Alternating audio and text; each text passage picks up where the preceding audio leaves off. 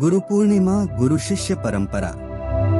नमस्कार मित्रों, आपका हमारे चैनल वैदिक ओंकार में हार्दिक स्वागत है। ऐसी ज्ञानवर्धक प्रस्तुति के लिए हमारे चैनल को लाइक और सब्सक्राइब करें। गुरुर् ब्रह्मा गुरुर्विष्णुः गुरुर्देवो महेश्वरः गुरुः साक्षात् परं ब्रह्म तस्मै श्री गुरुवे नमः। पौराणिक मान्यता के अनुसार इसी दिन महर्षि वेदव्यास का जन्म हुआ था, इसीलिए इसे व्यास पूर्णिमा या गुरु पूर्णिमा के नाम से भी जाना जाता है। गुरु पूर्णिमा के बारे में यह भी माना जाता है कि इसी दिन वेद व्यास जी ने वेदों का संकलन किया था और कई पुराणों, उपपुराणों व महाभारत की रचना भी इसी दिन पूर्ण हुई थी।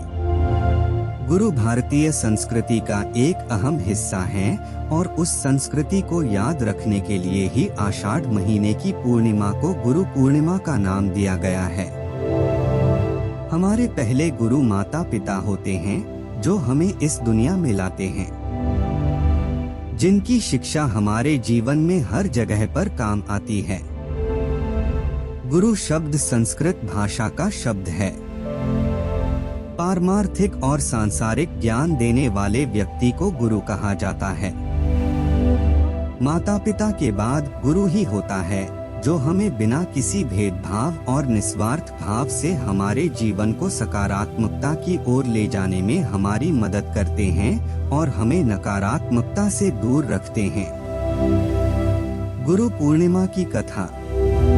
गुरु पूर्णिमा का पर्व मनाने के पीछे मुख्य कारण है महर्षि वेदव्यास का जन्म। महर्षि वेदव्यास भगवान विष्णु के अंश के रूप में धरती पर आए थे। उनके पिता का नाम ऋषि पराशर और माता सत्यवती थी। उन्हें बाल्यकाल से ही अध्यात्म में काफी रुचि थी, जिसको पूरा करने के लिए उन्होंने अपने माता पिता से प्रभु दर्शन की इच्छा प्रकट की और वन में जाकर तपस्या करनी शुरू कर दी। लेकिन उनकी माता ने इस इच्छा को मना कर दिया। महर्षि वेदव्यास ने अपनी माता से इसके लिए हठ किया और अपनी बात को स्वीकार करा लिया। लेकिन उन्होंने आज्ञा देते हुए कहा कि जब घर का ध्यान आए तो वापस हमारे पास लौट आना। इसके बाद वेदव्यास तपस्या हेतु वन चले गए और वहां जाकर उन्होंने कठोर तपस्या की। इस तपस्या के पुण्य के तौर पर उन्हें संस्कृत भाषा में प्रवीणता हासिल हुई, जिसके बाद उन्होंने चारों वेदों का विस्तार किया, महाभारत, 18 महापुराणों और ब्रह्मास्त्र की रचना की। ऐसा कहा जाता है कि किसी न किसी रूप में हमारे बीच महर्षि वेदव्यास आज भी उपस्थित है।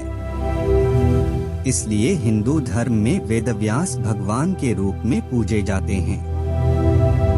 आज भी वेदों का ज्ञान लेने से पहले महर्षि वेदव्यास का नाम सबसे पहले लिया जाता है। विनयफलं शुश्रूषा गुरु शुश्रूषा फलं श्रुतं ज्ञानम ज्ञानस्य फलं विरतिः विरतिफलं चाश्रव निरोधः।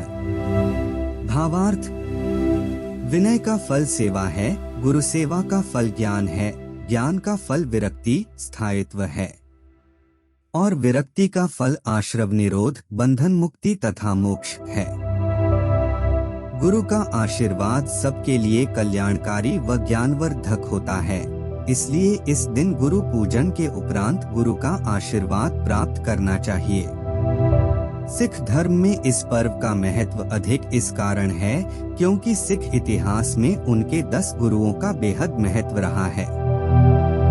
गुरु पूर्णिमा के दिन महर्षि वेद व्यास के पूजन के साथ साथ अपने गुरु की भी पूजा करनी चाहिए।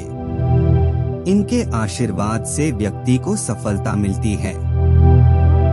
गुरु पूर्णिमा उन सभी आध्यात्मिक और शास्त्रीय गुरुजनों को समर्पित परंपरा है जिन्होंने कर्म योग आधारित व्यक्तित्व विकास और प्रबुद्ध करने, बहुत कम अथवा बिना किसी मुद्रा संबंधी खर्चे के अपनी बुद्धिमता को साझा करने के लिए तैयार हों।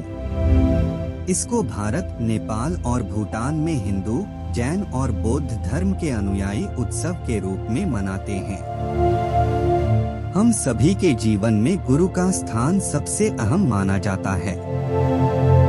उनकी दी हुई शिक्षा से ही हम आगे बेहतर कार्य और अपनी प्रतिभाओं को लोगों के सामने प्रदर्शित कर पाते हैं।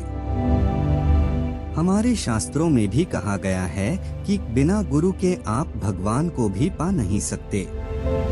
दृष्टान्तो नैव दृष्टस्त्रिभुवन जठरे सद्गुरोर ज्ञानदातुः स्पर्शश्चेत् तत्र कल्प्यः स नयति यद्धो स्वहृतामश्मसारम्। न स्पर्शत्वं तथापि श्रितचर गुणयुगे सद्गुरुः स्वीय शिष्ये स्वीयं सामे विदते भवति निरुपम स्थिवालौकिकोपि। भावार्थ, तीनों लोक स्वर्ग पृथ्वी पाताल में ज्ञान देने वाले गुरु के लिए कोई उपमा नहीं दिखाई देती। गुरु को पारसमणि के जैसा मानते हैं तो वह ठीक नहीं है, कारण पारसमणि केवल लोहे को सोना बनाता है पर स्वयं जैसा नहीं बनाता। सद्गुरु तो अपने चरणों का आश्रय लेने वाले शिष्य को अपने जैसा बना देता है, इसलिए गुरुदेव के लिए कोई उपमा नहीं है, गुरु तो अलौकिक है। धन्यवाद। हमारी प्रस्तुति को देखने के लिए दिल से आभार और हमारा वीडियो पसंद आया हो तो लाइक और सब्सक्राइब करें।